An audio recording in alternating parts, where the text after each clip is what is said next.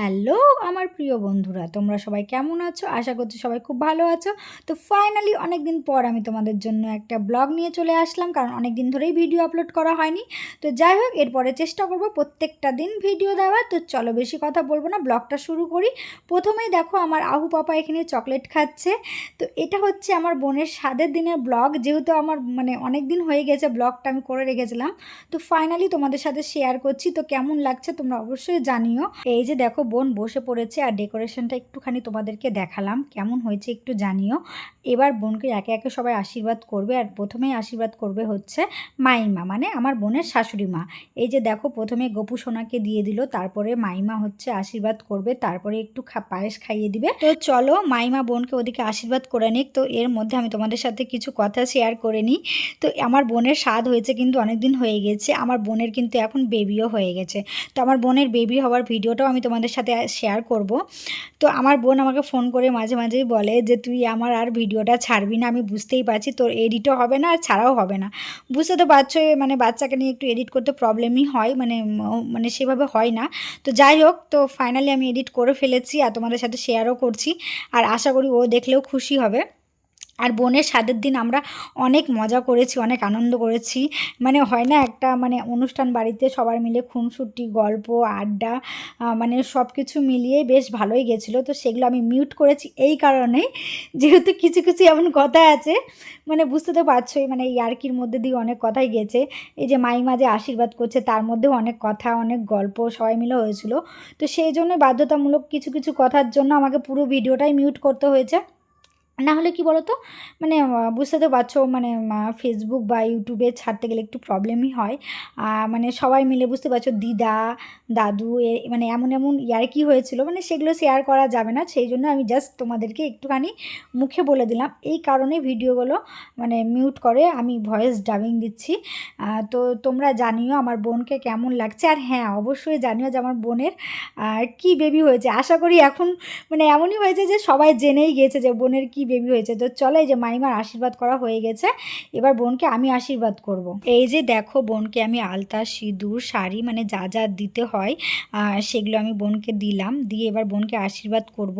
আর এই যে দেখো আমি তো ফার্স্ট টাইম কারো সাথে গিয়ে আশীর্বাদ করছি, সেই জন্য আমি দেখো জিজ্ঞেস করে করে করছি।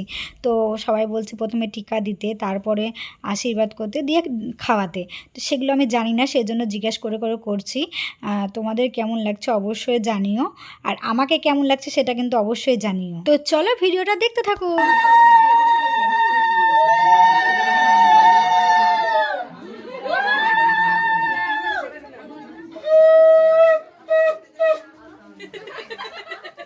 তোমরা তো দেখতেই পেলে কতটা হাসি ঠাট্টার মধ্যে আমরা আনন্দ করছি। তো বোনকে সবাই আশীর্বাদ করেছিল, পুরো ভিডিওটা যদি আমি ছাড়ি তো 1 ঘন্টার উপরে পার হয়ে যাবে।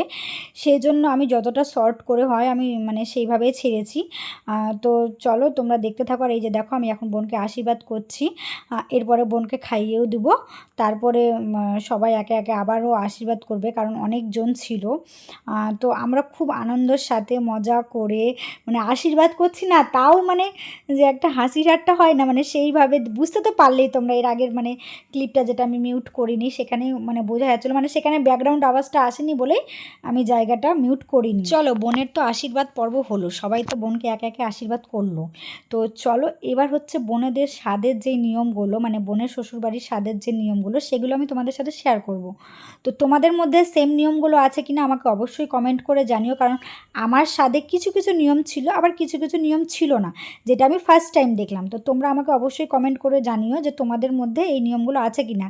আর এই যে দেখো এটা হচ্ছে দুধ দিয়ে কলা খাওয়াতে হয় বোনকে, এই নিয়মটা আমার সাথে ছিল না, আমি ফার্স্ট টাইম দেখলাম। তো তোমাদের মধ্যে যদি এরকম থাকে আমাকে জানিও। তো চলো ভিডিওটা দেখতে থাকো।